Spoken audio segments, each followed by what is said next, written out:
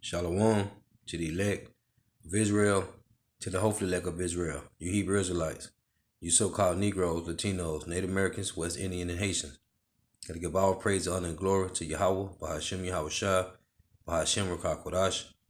Double honors to the apostles and elders of Great Millstone who rule well, who teach well, and a sincere salutation to all the Akim pushing this truth and believing this truth throughout the four winds of the earth, the entire world, waking up the hopefully elect. Shalom to the Agwaf who are listening and learning, the few sisters who are listening and learning. Messiah coming into another lesson in truth, facts, faith, and edification. Another daily edification, Lord willing to be edifying. And this is for the violence against thy brother Jacob, shame shall cover thee. Lord's willing is be edifying. From Studio 4 in the world headquarters of RT America in our nation's capital, this is the news with Rick Sanchez. And good evening. Tonight there's news of another alliance that the U.S. is obviously not going to be happy about. But there are those who would argue that it's really blowback from U.S. foreign policy. So I'm going to take you through this. Here's the news in a nutshell on this new alliance. It's about China reaching out to Iran to set up a deal to get massive shipments of oil. China, Iran. Iran is developing new oil fields that are continuing to put them at the top or at the very near the top of the list of countries with the biggest oil reserves in the entire world. In fact, here are the top six. I put the list out so you can see it. Venezuela's number one, Saudi Arabia number two, Canada's number three, then comes Iran, then comes Iraq, and then comes Russia. Biggest oil reserves in the entire world. Did you notice who's nowhere on that list? In fact, they're not even in the top 10. I think you got to go down to somewhere around 14 to find them. China. However, look where they are on the top of the next list I'm going to show you. Now, this is the list of countries that import oil, right? The top importers, right? China, number one. The U.S., number two. This is people who bring it in, not produce it, right? India, number three. Japan, then South Korea, and then, interestingly enough, the Netherlands, something I never knew but learned as I did this research.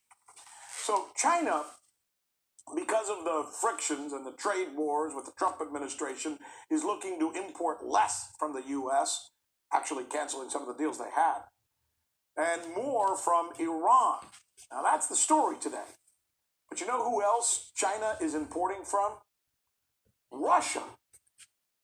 Just last week, President Xi Jinping and Vladimir Putin announced the opening of the Siberian pipeline to ship natural gas right from northeast Russia into western China. Is there a sudden triad cooperation between Russia, China, and Iran? I mean, really, you ask yourself, what the hell's going on here, right? And is it being formed out of necessity as a backlash to U.S. hostilities with all three of these countries, whether it's right or wrong? Nobody's saying the hostilities in some cases aren't right. Or is it something that would have happened no matter what our government did? This is what we're going to tackle because really it's an important trend. I don't know if anybody else is noticing it out there, but this is important stuff and an important story here on the News with Rick Sanchez because it's time to do news again.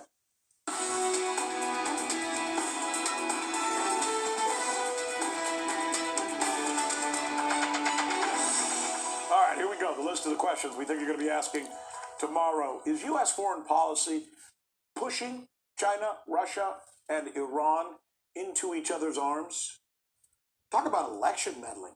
How much did the UAE give to both the Clinton campaign and the Trump campaign? And is rape rampant in a Florida women's prison with guards abusing the inmates? Huge story there. We're going to be all over that. But we're going to begin with a question of whether our foreign policy is fostering an alliance between countries that we are constantly at odds with. Of course, by the way, you can make the argument that those countries, Russia, China, and Iran, have all been bad actors at one time or another for one thing or another, or for things they have done or failed to do. But does that make them eternally bound to be branded as the bad guys, or more to the point, enemies forever? Another way of asking this question may be this: why does U.S. foreign policy seem to never change? Let's go there. Let's look. Let's kick things off tonight. Because they framed Mr. by law. Psalm 94 and 20. Morad Gaziev.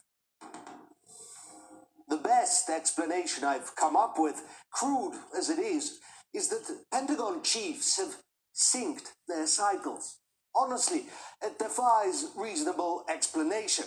The next most plausible explanation is that there's some sort of occult initiation ceremony. Every year or so, they come out, each successive defense secretary, and say exactly the same thing, like they're the first ever to say it. We are working to reallocate our forces and equipment to priority theaters that enable us to better compete with China and Russia. There seems to be event, a regular event at the Pentagon that affects their hormones, their brain activity, and makes them act bizarrely. The strangeness manifests itself in them shifting their attention to Russia and China, year after year after year, as if they had their attention on something else. We face growing threats from revisionist powers as different as China and Russia are from each other. The first to describe how we're approaching 5 strategic challenges: Russia, China, North Korea, Iran, and terrorism. Over the long term, we should expect Russia to test our alliance's purpose, stamina, and commitment. The irony in all of this is that a recent poll found that half of American military families see Russia as an ally. Is television banned at US bases? Did they somehow miss the years-long tidal wave of anti-Russian propaganda on almost every major US network?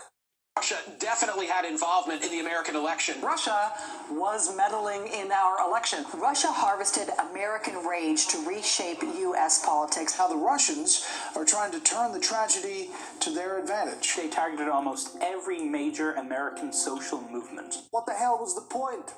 If the target audience, the troops that are supposed to protect America from that imminent Russian invasion NBC promises is coming any hour now, if they, American troops, don't buy it. But of course, the brass has an excuse. American troops refusing propaganda shoveled down their throats for years and actually, get this, the victims of Russian machinations.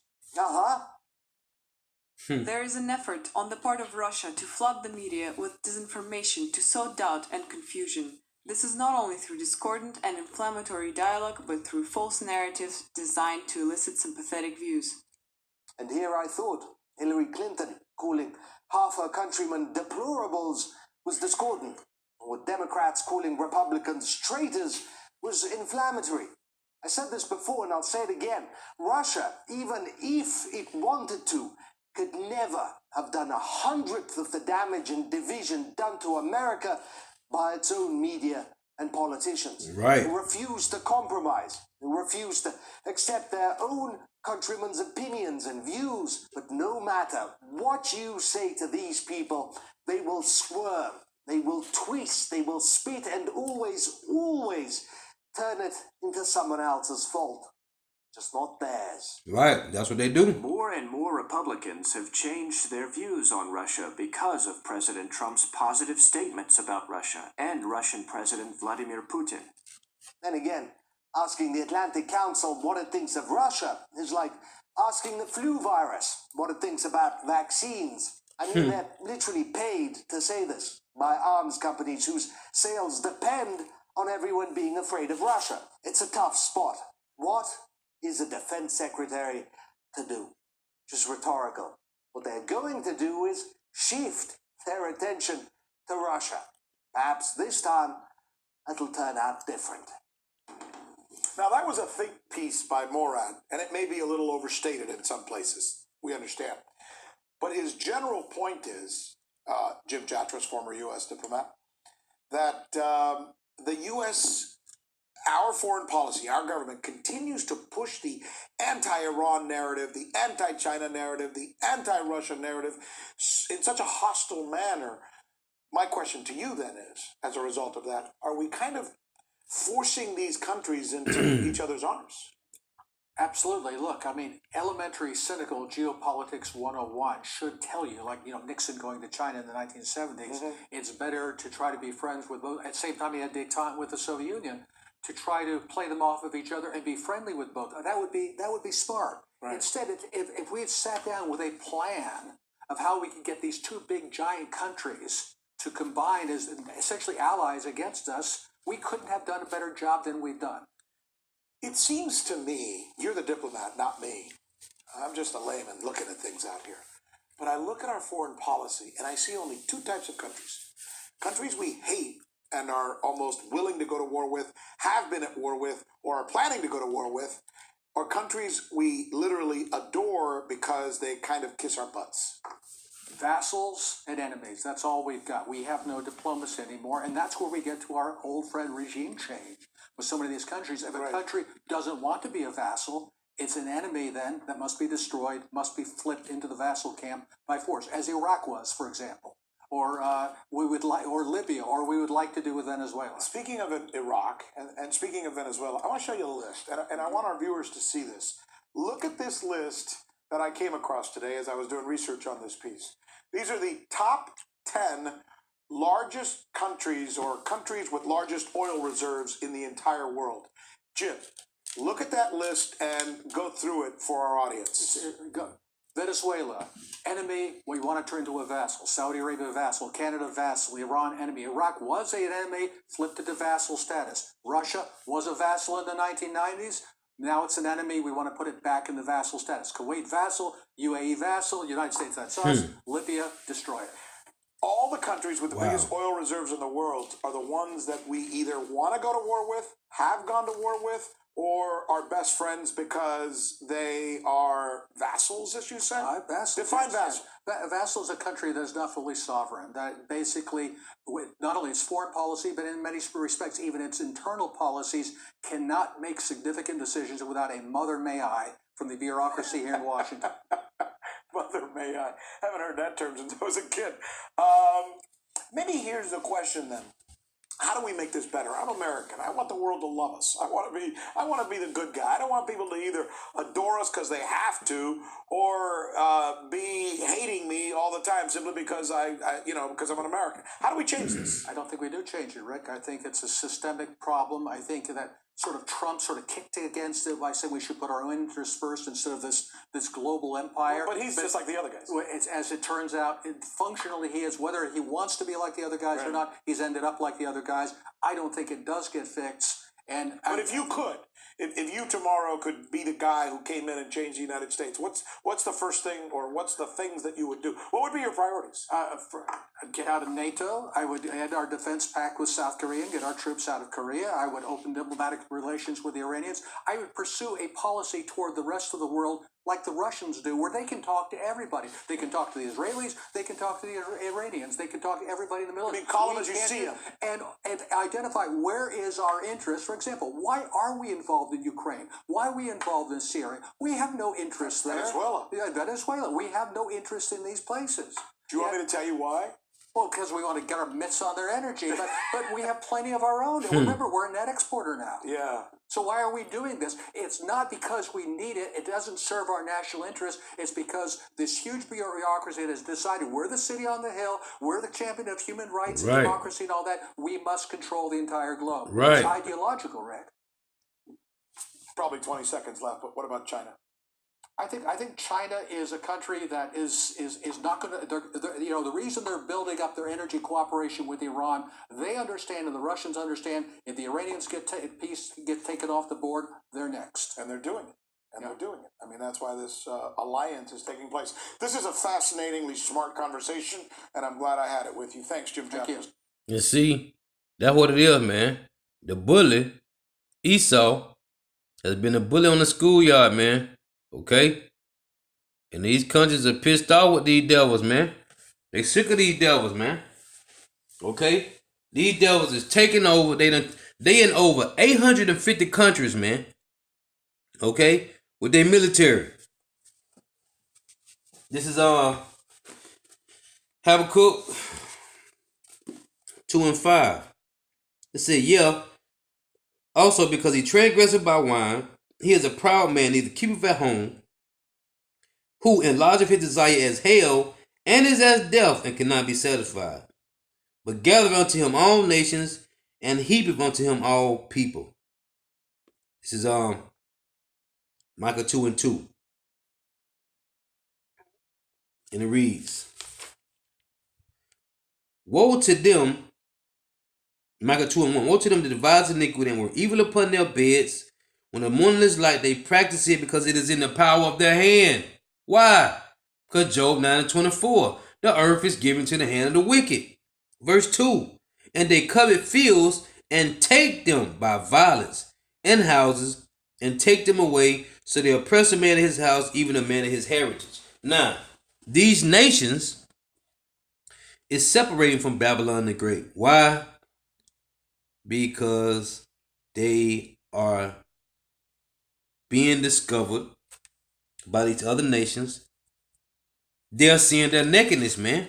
The nations are seeing the nakedness of Babylon, and they are separating themselves, man. Daniel 2:41. Matter of fact, let me read 40. And the fourth kingdom shall be strong as iron, for as much as iron breaketh in pieces, and subdueth all things, and as iron that breaketh all things, shall it break in pieces and bruise. And whereas thou sawest the feet and toes, part of potter's clay and part of iron, which is the fourth kingdom is Roman Empire. North America is the revived Roman Empire. The kingdom shall be divided, but there shall be in it of strength of the iron, for as much as thou sawest the iron mixed with miry clay. And as the toes of the feet were part of iron and part of clay, so the kingdom shall be partly strong and partly broken. Okay? Now, what was Tubal-Cain, man? He was an artificer of all different irons. Matter of fact, let's read that real quick. Because the Idumeans came back. Esau came back as Cain, man. Jacob came back as Abel. Okay? In the reincarnation. And there's nothing new under the sun, man. This is Genesis 4 in verse 22. Right? It say, and Zillah shall also bear Tubal-Cain, an instructor. And Zillah she bare Cain, Salaki, and Zillah she also bare Tubal-Cain, an instructor of every artificer in brass and iron. So this is the blessing of Esau Edom, man. Okay? So it said, and as thou saw the toes and the feet were part iron and part of clay. So the kingdom shall be partly strong and partly broken.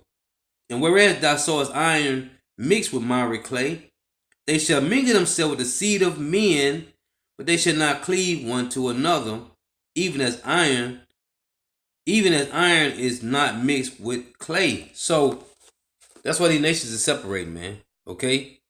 That's what's going on right now, man. These nations are separating from Babylon the Great. Why? Because they shame, man. They see the shame of this place, man. And now they know that they have been drinking the wine of Babylon the Great for so long, man. They were so drunk. But Yahweh Shem Yahushua put a spirit on these nations, and they are what? Coming on, they are they are sobering up, man. Okay? That's the term. They are sobering up from the Babylon juice, man. Okay? What does the scripture say? Let's go back to Habakkuk real quick. Habakkuk 2:15. It reads this. Woe unto him that giveth his neighbor drink, that putteth thy bottle to him, and maketh him drunk, and maketh him drunken, also that thou mayest look on their nakedness. So see, what's going on is the other nations are sobering up, and now their nakedness is being covered, and now they're seeing the nakedness of Babylon the Great, man. That's what's going on. Read again. Habakkuk 2:15. Woe unto him that giveth his neighbor drink, that putteth thy bottle to him, and maketh him drunken. Also, that thou mayst look on their nakedness. thou art filled with shame for glory, drink thou also. Yahweh Shemawashah say, you Idumeans gonna drink thou also, and let thy foreskin be uncovered. The cup of the Lord's right hand shall be turned unto thee, and shame for spewing shall be on thy glory. So now, Jeremiah 49:12, the Lord have made Esau bare, man, and have uncovered his secret places. So now, these nations are seeing the nakedness, okay, of Babylon the Great. Now, when you go to Jeremiah chapter 50, it reads this. Jeremiah 51:7. Babylon had been a golden cup in the Lord's hand that made all the earth drunken.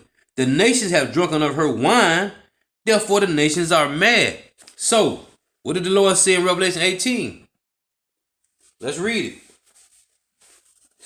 it.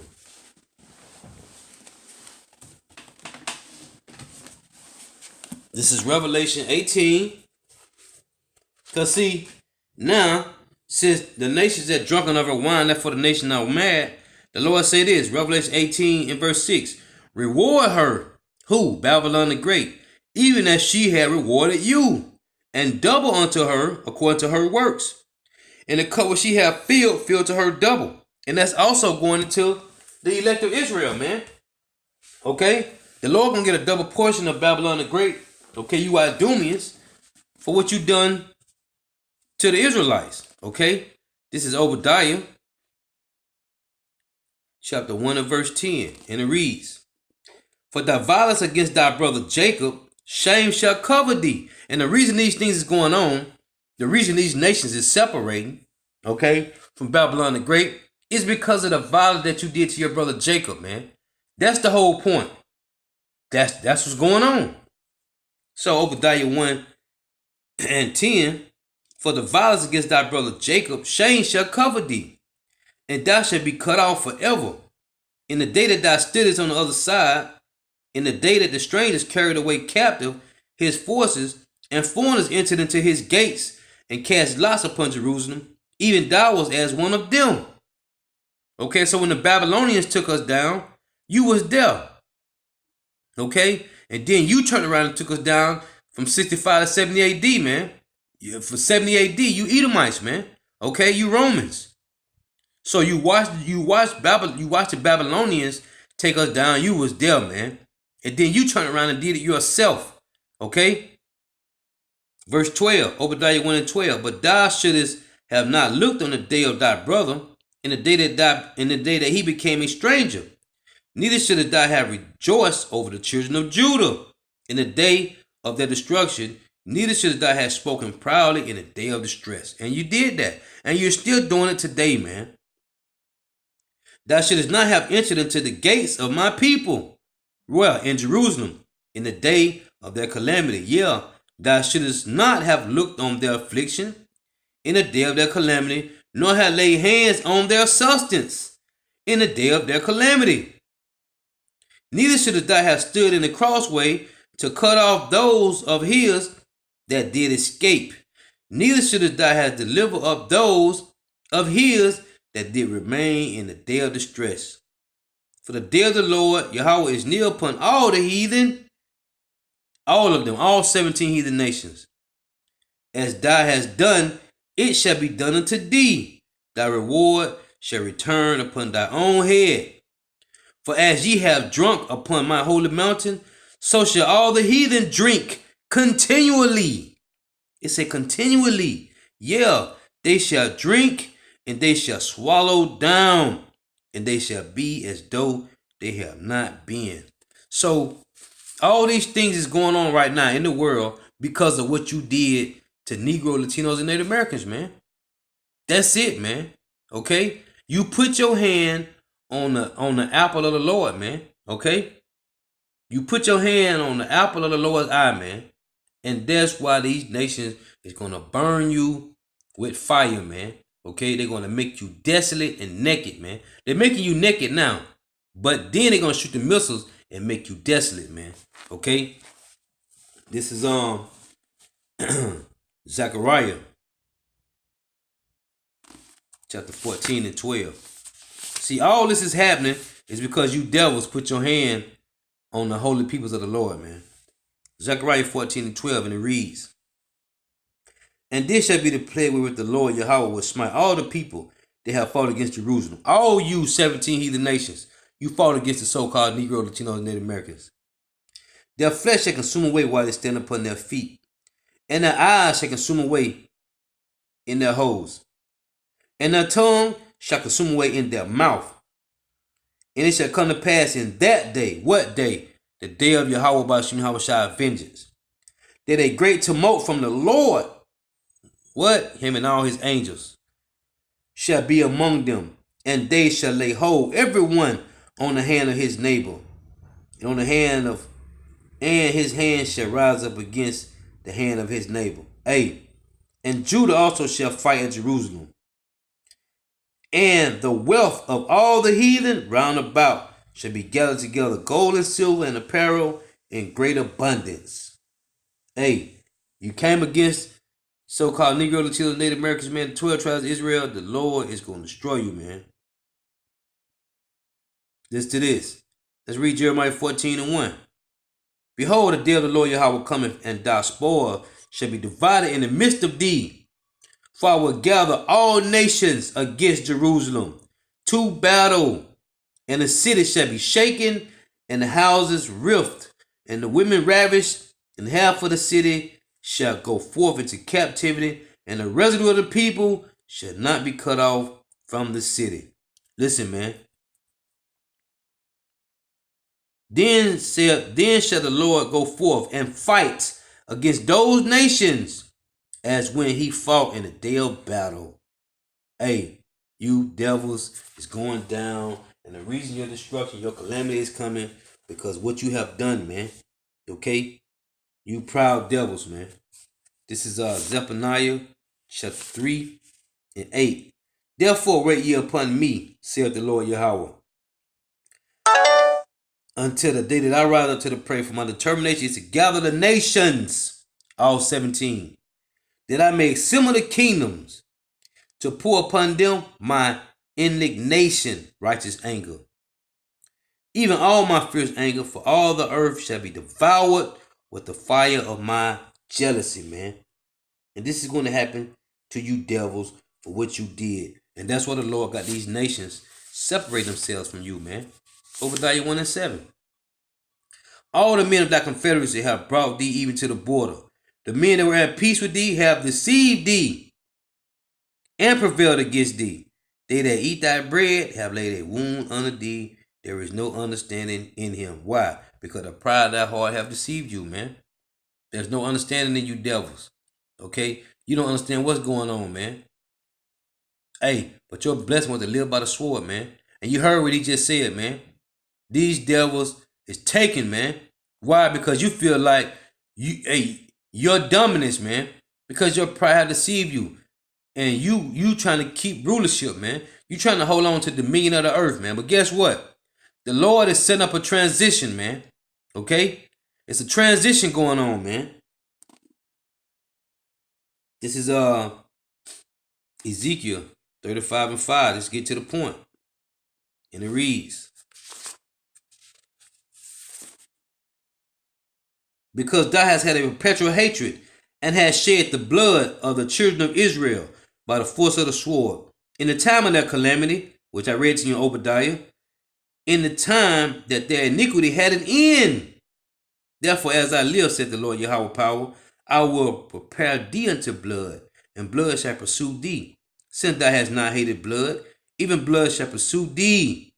Thus will I make Mount Seir, the Idumeans, you Edomites, most desolate, and cut off from it him that passeth out, and him that returneth.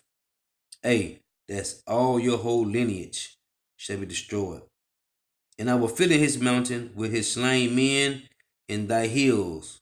That letting you know, ain't talking about no damn mountain. It say, and I will fill in his slain mountain, and I will fill in his mountain with his slain men in thy hills and in thy valleys, all your governments, all your kingdoms, all your rulerships, and in all thy rivers shall thy fall that are slain with the sword, and I will make thee perpetual desolation, and thy cities shall not return, and ye shall know that I am the Lord Yahweh, Bahashim Yahushua. Because thou hast said, these two nations, what two nations? The northern and the southern kingdom. These two nations and these two countries shall be mine, and we will possess it, whereas the Lord was there. Hey, you got the southern kingdom and the northern kingdom in your hands at yet this day, man. Exodus 21:16, man. Okay? And you're going to pay for it. And that's why your kingdom is crumbling. And you don't understand why. Because it's the spirit of Yahweh Bashim Yahushua, man. Okay? Your end is nigh, man. It's Amos 1:11.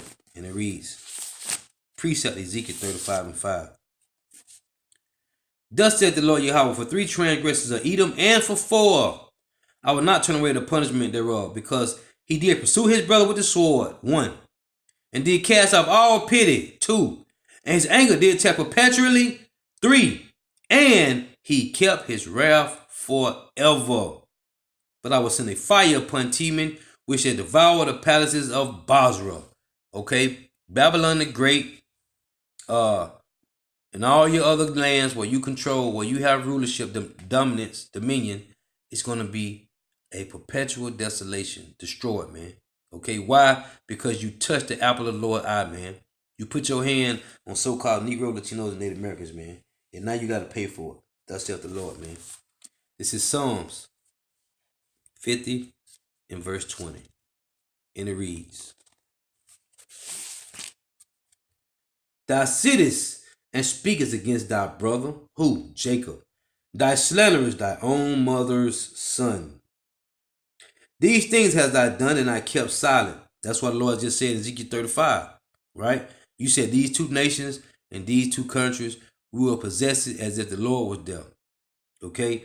These things hast thou done, and I kept silent. So you thought the Lord was with you because the Lord kept silent, man.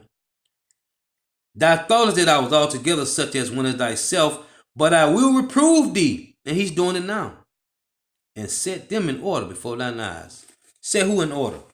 The elect of Hebrew Israelites, man. The elect of so-called Negro, Latino, and Native Americans, man. That's why you see camps all over the world, man.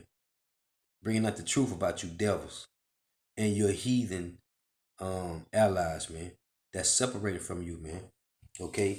Because you got 3 classifications of men on this planet Earth. The sons of God, the sons of the wicked, and the sons of men. And the sons of the wicked and the sons of men have joined themselves. They will mingle together, but they will not cleave. As iron do not cleave with clay, man. Okay? And you devil's end is 9, man. I'm going to close with this. This is Zephaniah chapter 3 and verse 13. And it reads, the remnant of Israel shall not be iniquity. It said the remnant of Israel shall not do iniquity. Right? The elect. Nor speak lies. Neither shall a deceitful tongue be found in their mouth. Right? No guile. For they shall feed and lie down, and none shall make them afraid. Hey, the punishment of thy iniquity is accomplished, O daughters of Zion. Verse 15. Verse 14. Sing, O daughter of Zion. Shout, O Israel. Be glad and rejoice with all thine heart, O daughter of Jerusalem. The Lord Yahweh have taken away thy judgments. He have cast out thine enemy, the King of Israel. Even the Lord Yahweh, Bahashim Yahushua, is in the midst of thee. Thou shalt not see evil anymore. Okay? It's time for you Edomites and you 16 heathen nations to go to war against each other. Okay? Verse 16. In that day, what day? The day of the Lord Yahweh Bahashim Yahushua's vengeance, man. In that day shall be said to Jerusalem, you so-called Negro, Latino, Native Americans, fear thy not, and to Zion, let not thy hand be slack. The Lord Yahweh thy power in the midst of thee is mighty. He will save. He will rejoice over thee with joy. He will rest in his love. What does the Lord say? With the apple of his eye, man. Okay? He will joy over thee with singing. I will gather them that are sorrowful for the solemn assembly, Who are sorrowful? The elect, man. The ones that sigh and cry for all the abomination that be done in the midst of this wicked kingdom, man. Who are of thee, to whom the reproach of it was a burden. Verse 19, behold, at that time will I undo all that afflict thee. All 17 heathen nations afflicted us, man. Okay? Over 500 years of affliction, man. Thousands of years of affliction, man. When you count all the captivities that Negro, Latino, Native Americans done been under, man. We have been afflicted for thousands of years, man. Zephaniah 3:19. Behold, at that time will I undo all that afflict thee. That's why I tell you that in Isaiah 51, 20 and 21 and 22, man. And I will save her that halted, and gather her that was driven out. Who was driven out? You lost sheep. You Negro, Latinos, and Native Americans, man. And I will get them praise. And I will get them praise and fame in every land where they have been put to shame, man. At that time will I bring you again. See? Again. There's no spiritual Israelites.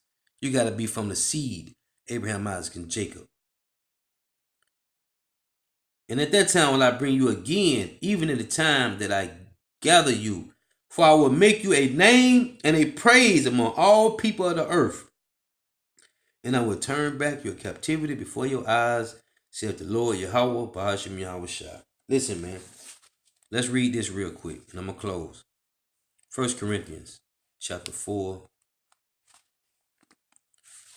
and verse 13. It reads, being defamed, we entreat. We are made as the filth of the world, and are the offscourings of all things unto this day. We are being defamed and made a filth of the world. Who? You so-called Negro, Latinos, and Native Americans. But the Lord say what? In that day, listen to this. Zephaniah 3:20, 3:19. Behold, at that time will I undo all that afflict thee, and I will save her that halted, and gather her that was driven out. And I will get thee praise and fame in every land where they have been put to shame. So we ain't going to be defamed and made a filth of the world in this time. We're going to get praise and fame in the land, as Yahweh Bashim Yahweh Shah said. At that time will I bring you again, even in the time that I gather you, for I will make you a name and a praise among all people of the earth, all you 17 heathen nations. When I turn back your captivity before your eyes, saith the Lord Yahweh, Bahashim Yahweh Shah. Hey, and that's going to be beautiful, man. Okay? And you devils finna pay, man, what you have done, man. Okay? That's why your nations is separating from you. Why? All this is because you put your hands on Negro, Latino, Native Americans, man. The apple of the Lord's eye, man. So now, your kingdom is collapsing, man. Babylon the Great is done, man. Hey, so with that, gotta give all praise, honor, and glory to Yahweh, Bahashim Yahweh Shah, Bahashim Rakwakwodash. Double honors to the apostles and the elders of Great Millstone who were well, who teach well. And a sincere salutation to all the occupants pushing the truth and believing the truth throughout the full man of the earth, the entire world waking up the hopeful elect. And shalom till I walk for our listening and learning. Hey, Lord willing, till next time, shalom.